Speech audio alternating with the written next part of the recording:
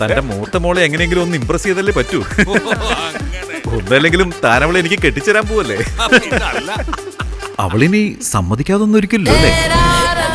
എന്റെ പൊന്നു സുധാകര, അവളുടെ കാര്യം ഓർത്തൊന്നും താൻ ടെൻഷൻ അടിക്കണ്ട. അവളെ കൊണ്ട് സമ്മതിപ്പിക്കാനുള്ള വഴിയൊക്കെ എനിക്കറിയാം.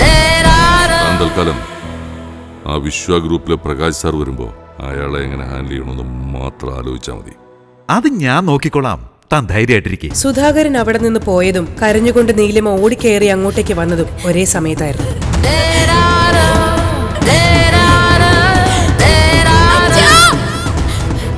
എന്റെ മോനെ ആരും തട്ടിക്കൊണ്ടുപോയി. എങ്ങനെയെങ്കിലും അവരെ ഒന്ന് രക്ഷിക്കണം. മോനോ? ഏത് മോൻ? ഇവിടുന്ന് പോകുമ്പോ കയ്യിൽ അങ്ങനെ ഒരു സാധനം ഇല്ലായിരുന്നല്ലോ. ഓസ്ട്രേലിയ പോയപ്പോ കിട്ടിയതാണോ ഈ മോൻ? കുത്തി നോവിക്കേണ്ട സമയമല്ല ചെറുമേത്. എനിക്ക് എന്റെ അച്ഛനെ എത്രയും പെട്ടെന്ന് കണ്ടെത്തിയേ പറ്റൂ. മോനെ കാണാതായെങ്കിൽ സന്തോഷിക്കല്ലേ വേണ്ടത്. നീ ആഗ്രഹിച്ചുണ്ടായതൊന്നും അല്ലല്ലോ. എവിടെങ്കിലും പോയി തൊലയട്ടെ. അങ്ങനെയൊന്നും പറയല്ല. ഈ ലോകത്ത് എനിക്ക് സ്വന്തം പറയാൻ മാത്രമേ ഉള്ളൂ. അവരെന്തേലും സംഭവിച്ച പിന്നെ ഞാൻ ജീവിച്ചിരിക്കില്ല.